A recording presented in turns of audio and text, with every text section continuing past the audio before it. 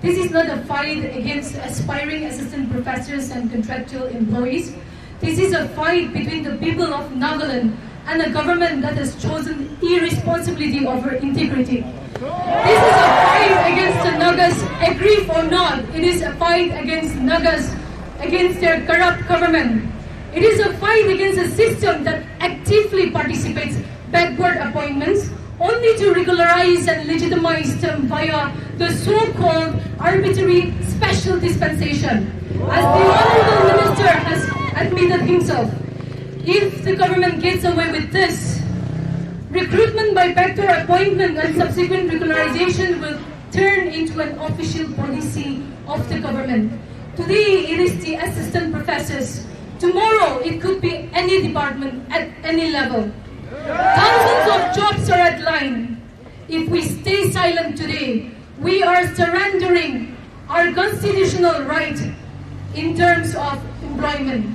Article 16, which every aspirant knows by heart, though we cannot say the same for the government, will become nothing more than an ink on a paper in Nagaland. We should be clear about some basics. Government jobs do not belong to ministers, officers, or departments to be told out at their pleasure and leisure to family, friends, and well-wishers and contributors. We do not live in a monarchy. Public jobs, whatever they are and wherever, belongs to the public. It belongs to us, people like you and me, who have qualified, who are willing to face competition, who are willing to earn their place. The government is obliged, I repeat, the government is obliged, not encouraged or requested, but obliged to advertise all posts, even contract ones, so that everyone will have a fair shot. Almost all these contractual employments were not advertised. They happened without the knowledge of the public. Yet, we are told by our Honorable Minister, sir, that these are not backdoor appointments. If these are not backdoors, I wonder what backdoor appointment is. We will have to redefine backdoor. And for this, we demand that the Honorable Minister, in his sagacity, define and explain to us what he means and understand by backdoor appointment. Backdoor to redefine kurulihil lakibo. The Honorable Minister has made a valiant and cunning attempt to divert public attention from the failings and brazenness of the government. But we shall not be misled. The Honorable Minister said that these teachers were engaged due to lack of teachers in government colleges. We are all aware of the shortage of teachers, and it is the duty of the government to create and fill the required posts. Now, please notice, he asked us to remember Wangkau College. So I also want all of us to reflect on this. When Wangkau College was shut down by students in 2020-2019, it was a reminder of the failure and inaction of the government. The government cannot expect us to give them a page of honor for clearing a mess that they themselves created in the first place. The Honorable Minister said that this is not a political issue. This is very much a political issue. If by political, we mean the lives, rights, and the futures of Nagas in an equal and fair political system. But if by political, we mean party politics, it is the Honorable Minister who is making it a party politics. The Honorable Minister spoke about a special dispensation. This is a strange and potentially dangerous concept. We demand that the Minister explain what it means and where such powers of special dispensations are defined.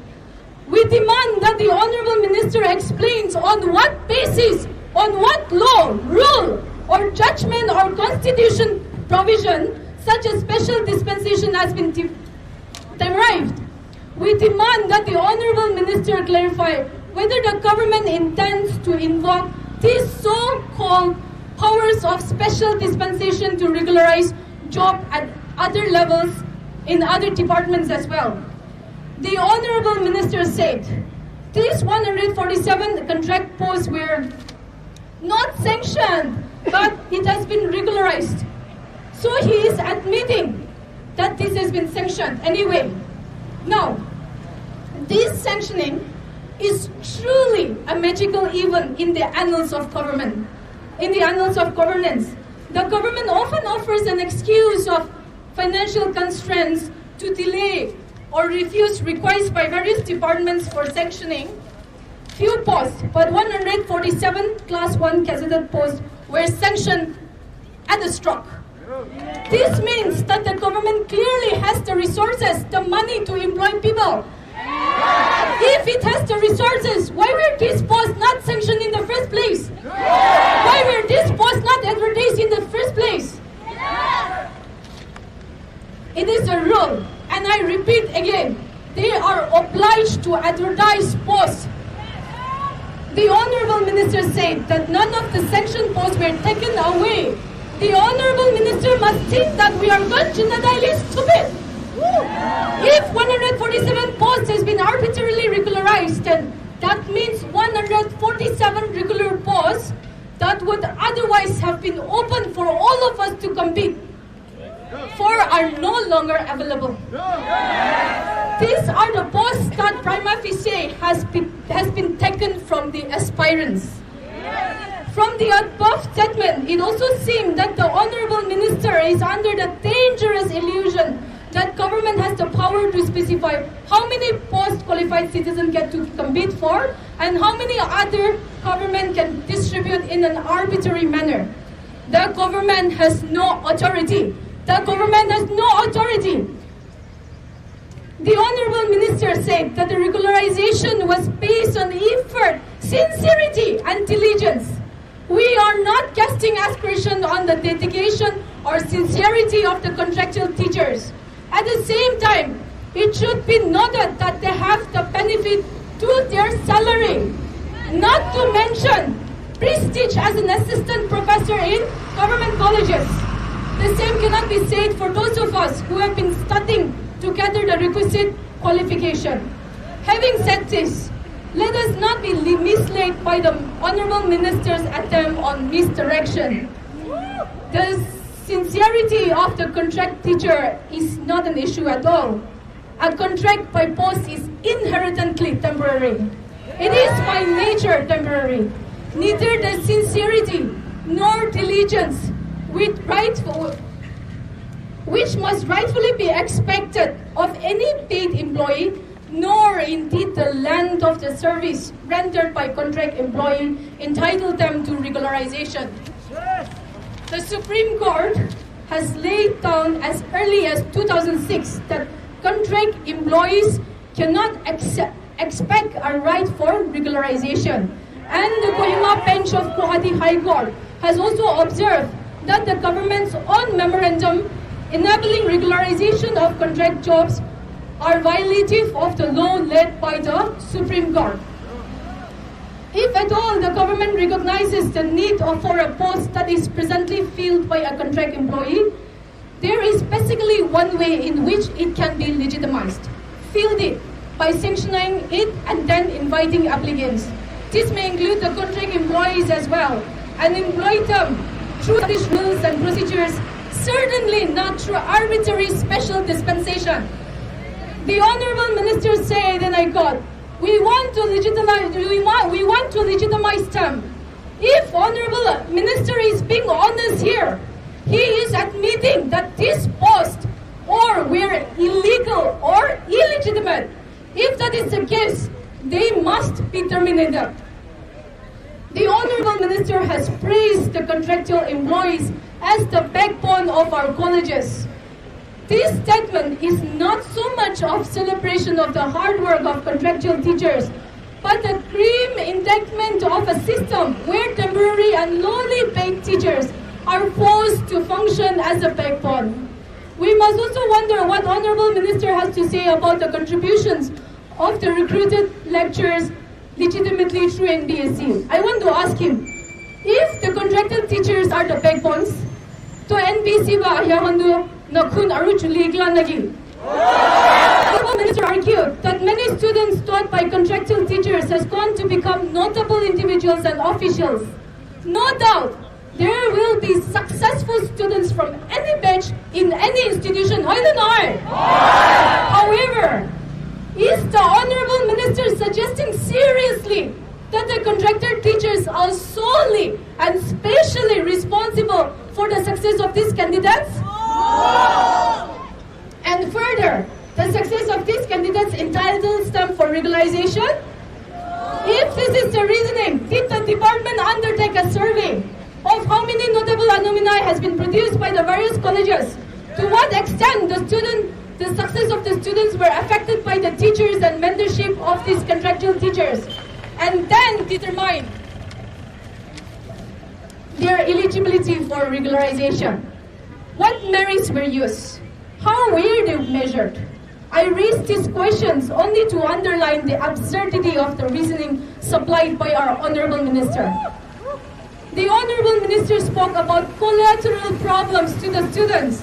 If by this remark, the Honorable Minister means the reduction in quality of teaching for the students caused perhaps by the emotional turmoil or dilemma faced by the contractual teachers, then the Honorable Minister must advise them, emotional na hobi, practical hoy na teach kuribi. And for the last time, let's remind ourselves, once we are employed in whatever job and position, it is a moral duty, I repeat myself, it is a moral duty of any individual to carry out the responsibility bestowed about him with sincerity, diligence, and honesty. It is a moral obligation for all employees, irrespective of the job or position, to uplift the institution where one is paid or where one is employed. To sincere hagar ni, sweeper act agi inspector panay di ba? So, for the last time, please, let's drop the concept of sincerity, diligence, and honesty in this regularization.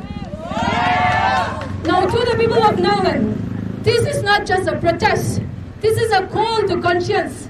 If we fail now, we are writing the rules for future corruption, for a future where jobs will continue to be secretly handed out among a privileged few without the knowledge of the public and then regularized by arbitrary dispensation. Let us not stay silent when our future is being sold through ceilings, windows, and backdoors. Lastly, the Honorable Minister requested all the PhD holders and not qualified candidates to give exam. Honorable Minister, sir, with due respect, if there is no post advertised, how are we supposed to give exam? And this is the reason why we are here today protesting for an equal opportunity. Thank you. We have heard the excuses being made to justify the injustice happening.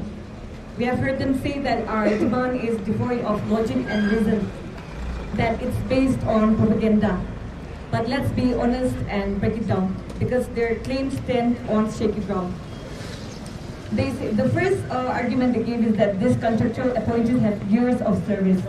But let me ask, but does years of service without proper qualifications, without clearing mandated examinations, and without facing fair competition make someone entitled to a permanent government post? If years of service alone is a criteria, then what is the purpose of CAST? What is the purpose of MPAC? Why have exams at all? Should every temporary worker in every department automatically be regularized while qualified candidates wait at the gates? Their argument is unfair, undemocratic, and dangerous. And the second argument they gave is that they have the capacity, the contractual teachers have the capacity to handle the new education system and policies. Capacity is not inherited. It is proven through qualifications, training, and competitive selection. If they are capable, let them prove it through the same fair process as everyone is going through. No one is saying capable people shouldn't be appointed. We are saying capable or not, it must be decided through an open, transparent, and merit-based system. They seem quite confident about the second point, yet this is a manipulative tactic. years of experience doesn't prove their knowledge asset, especially when the education system is evolving with the global standards and need of today's generations. In fact, we need fresh and energized, qualified people to do justice. And the third argument is they gave up, those contractual teachers gave up their best years in service. And to that I say, so did every aspirant preparing for NET, PhD, CESE, and PhD exams. We do sacrifice our best years sitting in libraries, studying, preparing for exams day and night. So why should their years of service count more than our years of hard work, sacrifice, and academic achievement? This is not about one person's sacrifice versus another person's sacrifice. It is about fair process, equal opportunity, and justice. Yes. Their third point is an attack on themselves. It also questions their whole narratives. If you claim to have knowledge and capability at your disposal, what stopped you from seeking a stable, legitimate avenue to further your career? What were you waiting for? Serving your best years of life as a sacrifice for what? And at what cost? At the cost of sidelining other deserving candidates, at the cost of blocking fair recruitment, at the cost of normalizing favoritism. The government is for the people and not for the privileged. This issue was only a time-ticking bomb set on its own kitchen by the government. They must face the consequences and not continue to lie or pretend to the people. If you are the government, work for the citizens and not for the select few. We have seen that this issue is also creating division and toxicity in the college departments. The healthy ambience is being pulled away. Keep the college purely academic and not political. And lastly, a message to the government again. Our demand is simple. Let there be one rule for everyone. Let merit decide, not backdoor appointments. So don't you dare tell us that our demands are propaganda. You would not be sitting for the exam, but you refuse to let any more experience feel the burn of the injustice that you have suffered. Thank you for the heart of justice that you carry. Thank you, each one of you, for sharing the burden and for bearing the weight of aspirants like me. I believe each one of us today here believes and strongly agrees that a society that isn't rooted in meritocracy will erode, it will degrade, and it will degenerate. So my dear friends, as we wage justice for our future and for our future to come, let me remind us that God tells us in Amos 5:24, let justice roll on like a river, righteousness like a never-ending stream. I repeat, let justice roll on like a river, righteousness like a never-ending stream. May God's righteous zeal become ours. May God's righteous zeal become ours, and regardless of how we have been comfortable in the past with injustice, it is high time we feel terribly uncomfortable with it. I believe we must change. Transformation must begin. And today, as I stand here and give out this speech and look at each one of you, I can strongly, proudly declare that transformation has started. Change has begun. Transformation has started, and it has begun with you and I. Long live meritocracy!